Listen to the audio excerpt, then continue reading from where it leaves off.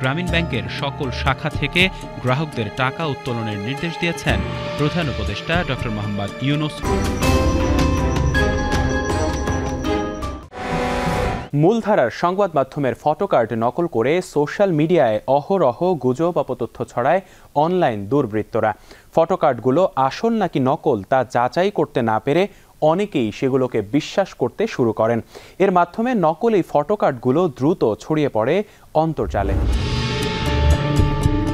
পতিত স্বৈরাচার শেখ হাসিনার মৃত্যুদণ্ড প্রদান আন্তর্জাতিক অপরাধ ট্রাইব্যুনালের দেয়া রায়ের আগে ও পরে দেশব্যাপী সহিংসতা সৃষ্টির পায়তারা করে ফ্যাসিস্ট আওয়ামী লীগ। সহিংসতার মধ্যেই দেশের বিভিন্ন স্থানে গ্রামীণ ব্যাংকের কয়েকটি শাখায় আগুন দেয় দুর্বৃত্তরা। এরই প্রেক্ষিতে গ্রামীণ ব্যাংকের সকল শাখা থেকে গ্রাহকদের টাকা উত্তোলনের নির্দেশ দিয়েছেন প্রধান উপদেষ্টা ড. মোহাম্মদ ইউনূস শীর্ষক দাবিতে মূলধারার ইলেকট্রনিক গণমাধ্যম যমুনা টিভি এবং জাতীয় দৈনিক প্রথম আলোর ডিজাইন সম্বলিত দুটি ফটোকার্ড সামাজিক যোগাযোগ মাধ্যমে ছড়িয়ে পড়ে।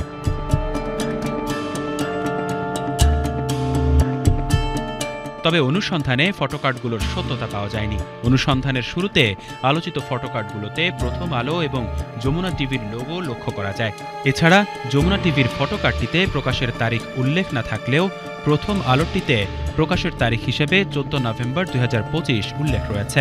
এই সূত্রগুলো ধরে অনুসন্ধানে যমুনা টিভি এবং প্রথম আলোর ফেসবুক পেজে এ সংক্রান্ত কোনো ফটোকার্ড খুঁজে পাওয়া যায়নি। এমনকি যমুনা টিভি এবং প্রথম আলোর ওয়েবসাইট ও ইউটিউব চ্যানেলেও এ সংক্রান্ত কোনো তথ্য পাওয়া যায়নি।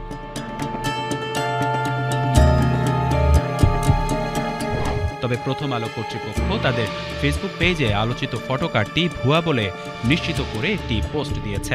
এছাড়া যমুনা টিভি কর্তৃক প্রকাশিত ফটোকার্ডগুলোতে ব্যবহৃত ফন্টের সঙ্গে আলোচিত ফটোকার্ডে ব্যবহৃত ফন্টের উল্লেখযোগ্য অমিল লক্ষ্য করা যায়।